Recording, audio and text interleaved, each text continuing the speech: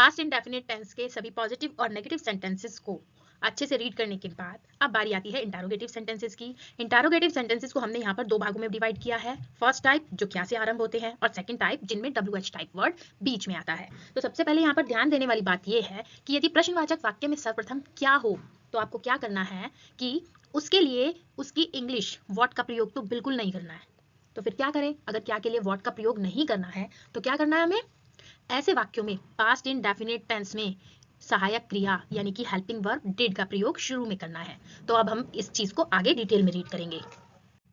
अब कुछ एग्जांपल्स को रीड करते हैं। Did Ram go there. दूसरा एग्जांपल है did Madhavi wash the room. इन दोनों सेंटेंसेस में हम क्या देखते हैं कि हमने डिड का प्रयोग शुरू में किया है। क्यों किया है? क्योंकि ये एक इंटरोगेटिव सेंटेंस है।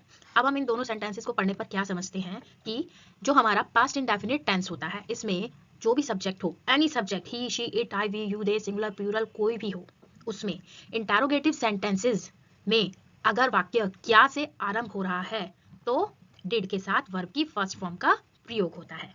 क्लियर है?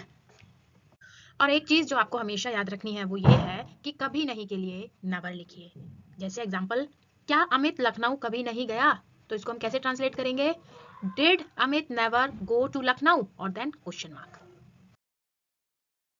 ट्रांसलेशन के नियम क्लियर हो गए, एग्जांपल्स हमने रीड कर लिए। अब हम देखेंगे इसका स्ट्रक्चर कैसे बनाते हैं।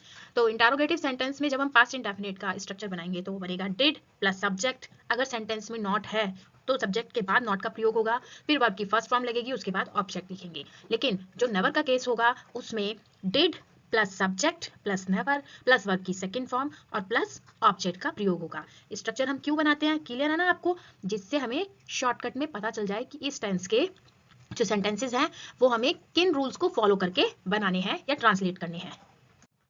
फर्स्ट टाइप को रीड करने के बाद अब बारी आती है सेकंड टाइप के इंटरोगेटिव सेंटेंसेस को रीड करने की, जो कि WH टाइप क्वेश्चंस वाले इंटरोगेटिव हैं। वो कौन से होते हैं? वो होते हैं जिनमें वाक्य के बीच में WH टाइप वर्ड आता है। यहाँ पर ध्यान देने वाली बात यह है कि यदि प्रश्नवाचक में प्रश्नक शब्द क्या, क्यों, कैसे, कब, कहाँ का प्रयोग वाक्य के बीच में है तो इन शब्दों के अनुसार हमें व्हाट, व्हाई, हाउ, व्हेन का प्रयोग सबसे पहले करना है। यहाँ पर क्या के लिए डिड का प्रयोग नहीं करना है, ये ध्यान रखना, क्योंकि वाक्य क्या से स्टार्ट नहीं हो रहा है, वाक्य के बीच में क्या आ रहा है। ये चीज हम एग्जाम्पल्स से आगे समझेंगे डिटेल में। अभी सिर्फ इतना ध्यान रखो कि अगर वाक्य के बीच में क्या, क्यों, कब, कैसे इत्यादि शब्द आते हैं तो सबसे पहले उन शब्दों की इंग्लिश लिखी जाएगी। उसके बाद जैसे आपने फर्स्ट टाइप के इंटरोगेटिव सेंटेंसेस को बनाया है सेम टाइप से ये सेंटेंसेस भी बनेंगे। अब हम कुछ एग्जाम्पल्स को रीड करेंगे। पहला एग्जाम्पल है हामिद क्यों नहीं आया। दूसरा, आज उसने निबंध क्यों नहीं लिखा। तीसरा, वह इस वर्ष कैसे पास हुआ था। चौथा, सारिका ने कल किसे पढ़ाया था। तो इन सभी एग्जाम्पल्स में आप क्या देख रहे हो कि जो इंटरोगेटिव वर्ड है क्यों, कैसे, किसे, ये शब्द वाक्य के बीच में आ रहे हैं। तो अब इन्हें कैसे ट्रांसलेट करेंगे? सबसे पहले हम WH टाइप वर्ड को पहले लिखेंगे जो भी हमारे वाक्य के बीच में है। तो पहले वाक्य में हमारा क्या लिखा हुआ है? क्यों। तो हमने क्यों की इंग्लिश वाई लिखी। उसके बाद डिड क्या है? हमारी हेल्पिंग वर्ब है। जो हमने फर्स्ट टाइप के सेंटेंसेस बनाए थे वो हमने सभी डिड से शुरू किए थे। और मैंने आपको अभी पिछली स्लाइड में नियम भी बताया था कि WH टाइप वर्ड लगाने के बाद सेंटेंस के स्टार्टिंग में आपको बाकी का सेंटेंस फर्स्ट टाइप के इंटरोगेटिव सेंटेंसेस की तरह ही बनाना है। तो बाकी का सेंटेंस क्या हो गया? डिड हामिद नॉट कम और देन क्वेश्चन मार्क। तो हमारा सेंटेंस क्या बन गया? Why did Hamid not come then question mark. दूसरा सेंटेंस है उसने आज निबंध क्यों नहीं लिखा। तो सबसे पहले WH टाइप वर्ड की इंग्लिश, फिर हेल्पिंग वर्ब डिड, उसके बाद सब्जेक्ट और वाक्य में नॉट दिया हुआ है तो सब्जेक्ट के बाद नॉट लिखा हमने, फिर वर्ब की फर्स्ट फॉर्म का इस्तेमाल किया, उसके बाद हमने ऑब्जेक्ट का इस्तेमाल किया और फिर क्वेश्चन मार्क लगाया। क्वेश्चन मार्क लगाना कंपलसरी है वरना आपको मार्क्स नहीं मिलेंगे अगर आपका सेंटेंस सही भी है तब भी, केवल इंटरोगेटिव सेंटेंसेस के केस में। अब हमारा तीसरा सेंटेंस है वह इस वर्ष कैसे पास हुआ था। तो कैसे की इंग्लिश क्या है? हाउ। और उसके बाद हम सिंपल इंटरोगेटिव सेंटेंसेस के रूल को फॉलो करते हुए did he pass this year then question mark का प्रयोग करेंगे। अब चौथा सेंटेंस है हमारा सारिका ने कल किसे पढ़ाया था। तो सबसे पहले किसे की इंग्लिश लिखेंगे हूं, फिर हेल्पिंग वर्ब डिड का प्रयोग करेंगे, उसके बाद सब्जेक्ट, फिर वर्ब की फर्स्ट फॉर्म और देन ऑब्जेक्ट है तो सही है और नहीं है तो भी कोई बात नहीं। हम जो हमारा ये यस्टरडे, टुमारो या टुडे वाला वर्ड है इसको लिखेंगे, शुरू में भी लिख सकते हैं होम से पहले भी, इसके लिए कोई नियम नहीं है कि ये वाक्य के लास्ट में ही लिखा जाएगा। इसको शुरू में भी लिख दो तो भी सेंटेंस गलत नहीं होगा। जैसे yesterday home did Sarika teach, ऐसे भी लिख सकते हैं। तो उसके सबसे लास्ट में बस इतना ध्यान रखना कि क्वेश्चन मार्क हमें लगाना ही लगाना है। तो अब इन मॉडल सेंटेंसेस को हमें पढ़कर क्या पता चला कि WH टाइप वर्ड हमेशा वाक्य के शुरू में लिखा जाएगा और बाकी जो सेंटेंस बनेगा वो हमारे फर्स्ट टाइप के इंटरोगेटिव सेंटेंसेस के रूल्स को ही फॉलो करता है। अब हम कुछ एग्जांपल्स विच और हुज वाले भी पढ़ेंगे, जिससे हमें पता चल जाए कि विच और हुज वाले जो सेंटेंसेस हैं वो सिलेक्शन को प्रकट करते हैं तो वो किस टाइप से बनेंगे। बच्चों ये मैंने सेपरेट शीट इसलिए बनाई है क्योंकि ये दोनों सेंटेंसेस ना जो विच और हुज से शुरू होते हैं वो हमेशा कंफ्यूजन पैदा करते हैं। तो हम इसे पहले एग्जाम्पल से समझते हैं। तुमने किसकी पुस्तक पढ़ी थी? किसकी, यहाँ पर सिलेक्शन आ गया कि बहुत सारे लोग हैं, उनमें से किसकी किताब उठाई थी तुमने? वह पिछले वर्ष किस विद्यालय में पढ़ती थी? बहुत सारे स्कूल हैं तो किसी भी स्कूल में वो पढ़ सकती है, तो ये सिलेक्शन प्रकट कर रहे हैं। तो इनकी इंग्लिश हमने कैसे बनाई? हुज बुक, किसकी किताब? बहुत सारे बच्चों के पास किताब है, तुमने किसकी किताब उठाई थी?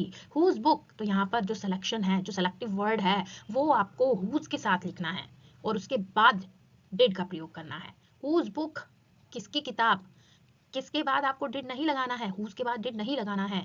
ध्यान रखना, सिलेक्शन प्रकट हो रहा है इस वाक्य को पढ़ने पर कि किसकी किताब, तो whose book did you read.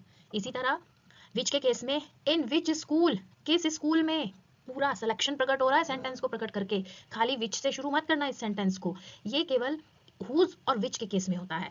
In which school did she read last year. तो ये जो सेंटेंस है, आप इसमें जो भी सिलेक्शन है जिसके लिए भी क्वेश्चन जनरेट हुआ है उस सिलेक्शन को WH टाइप वर्ड के साथ लिखेंगे। उसके बाद सेम सेंटेंस आपका फर्स्ट टाइप के इंटरोगेटिव सेंटेंसेस के जैसे ही बनेगा। क्लियर? तीसरा केस है हु वाला, इसको भी बड़े ध्यान से पढ़ना आप। जो हु वाले सेंटेंसेस होते हैं उनके तुरंत बाद वर्ब की सेकंड फॉर्म का इस्तेमाल होता है पास्ट इंडेफिनिट टेंस में। तो जैसे तुम्हें यहाँ किसने बुलाया था, यह बात तुमसे किसने कही थी, तो ये सेंटेंसेस हम कैसे बनाएंगे? Who called you here, who told you this. यहाँ पर हु के तुरंत बाद हमने वर्ब की सेकंड फॉर्म का इस्तेमाल किया। बच्चों पास्ट इंडेफिनिट टेंस में ये ध्यान रखना कि विच वाले, हुज वाले और हु वाले सेंटेंसेस थोड़ा अलग टाइप से बनते हैं। तो इन सेंटेंसेस की मैंने स्लाइड्स भी अलग बनाई है, तो आप थोड़ा ध्यान से पढ़ लेना, ये आपको अच्छे से क्लियर हो जाएंगे। क्योंकि जो हम नॉर्मल इंटरोगेटिव सेंटेंस बनाते हैं उसके स्ट्रक्चर को हम इसमें नहीं रख सकते, उसके अंदर ये नहीं आते हैं, इसके नियम थोड़े से अलग हटके हैं। केवल इन तीनों के साथ ही ऐसा होता है। कौन सा? विच, हुज और हु, क्योंकि ये सिलेक्शन को शो करते हैं। ये बात बच्चों हमेशा याद रखो कि जो आपका प्रश्नवाचक वाक्य होता है उसके अंत में हमेशा प्रश्नसूचक चिन्ह का प्रयोग करना कंपलसरी है, वरना मार्क्स नहीं मिलेंगे।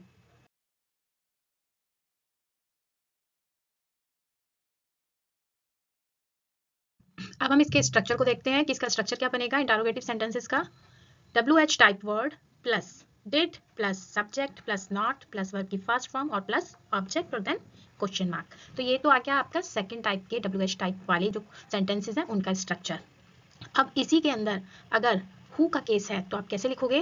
हु प्लस वर्ब की सेकंड फॉर्म प्लस सब्जेक्ट, अगर नॉट दिया है तो सब्जेक्ट के बाद नॉट का इस्तेमाल और देन ऑब्जेक्ट का प्रयोग करोगे और फिर क्वेश्चन मार्क। अब जो तीसरा केस मैंने आपको बताया था वो कौन सा था? विच और हुज वाला केस। इन दोनों के केस में आप क्या करोगे कि हुज और विच के साथ जो सिलेक्शन है यानी कि ऑब्जेक्ट है उसका प्रयोग करोगे, प्लस डिड का प्रयोग करोगे, उसके बाद सब्जेक्ट का प्रयोग करोगे, फिर नॉट अगर गिवन है सेंटेंस में तो सब्जेक्ट के बाद नॉट लिखोगे, फिर वर्ब की फर्स्ट फॉर्म का इस्तेमाल और देन क्वेश्चन मार्क का प्रयोग करोगे। और अगर आपको वीडियो अच्छी लगी है तो प्लीज़ लाइक शेयर और सब्सक्राइब करना ना भूलें।